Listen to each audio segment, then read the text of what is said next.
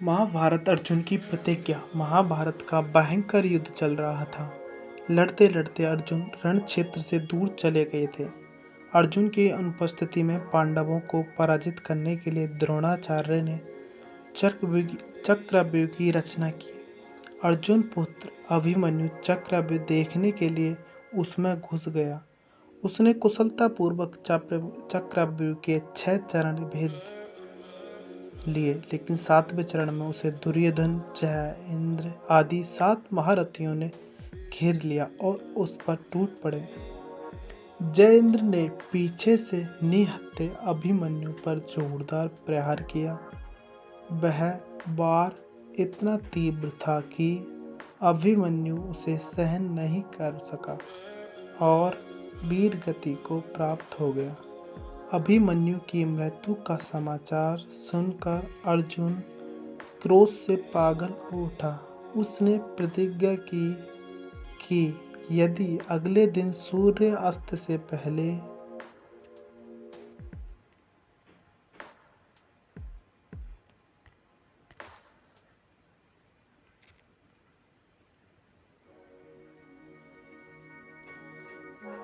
उसने जय इंद्र का वध नहीं किया तो वह आत्मदाह कर लेगा।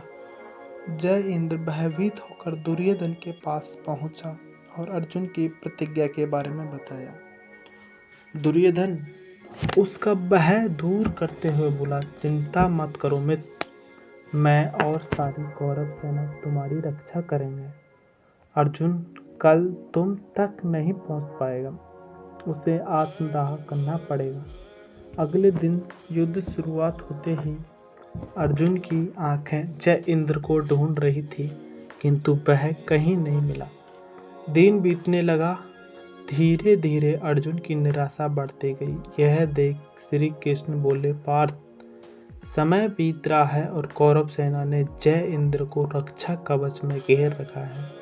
अतः तुम शीघ्रता से कौरव सेना का संहार करते हुए अपने लक्ष्य की ओर बढ़ो। यह सुनकर अर्जुन का उत्साह बढ़ा और वह जोश से लड़ने लगे, लेकिन जय इंद्र तक पहुंचना मुश्किल था। संध्या होने वाली थी।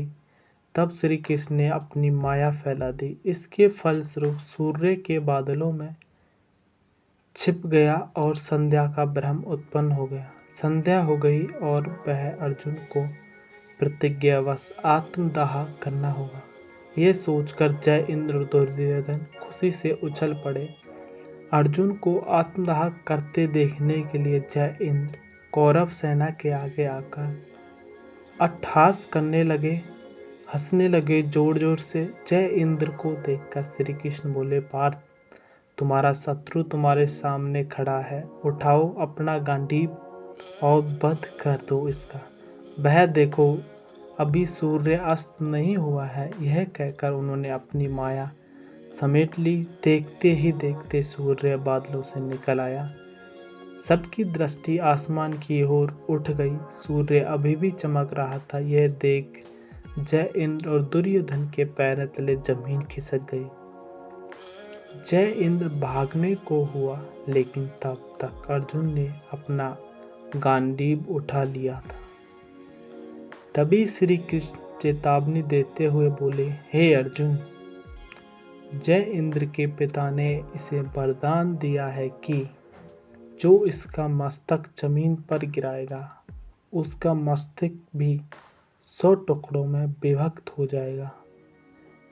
इसलिए यदि इसका सिर जमीन पर गिरा तो तुम्हारे सिर के 100 टुकड़े हो जाएंगे। हे पार्थ, उत्तर दिशा में यहाँ से 100 योजन की दूरी पर जय इंद्र का पिता तप कर रहा है।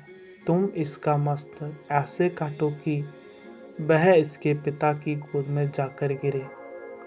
अर्जुन ने श्री कृष्ण की चेतावनी ध्यान से सुनी और अपनी लक्ष्य की ओर ध्यान कर बाण छोड़ा।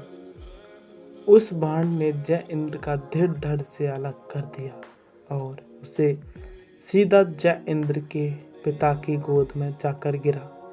जय इंद्र का पिता चौंक कर उठा तो उसकी गोद में से सिर जमीन पर गिर पड़ा।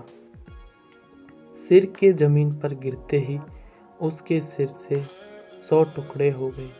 इस प्रकार अर्जुन की प्रतिज्ञा पूरी हुई।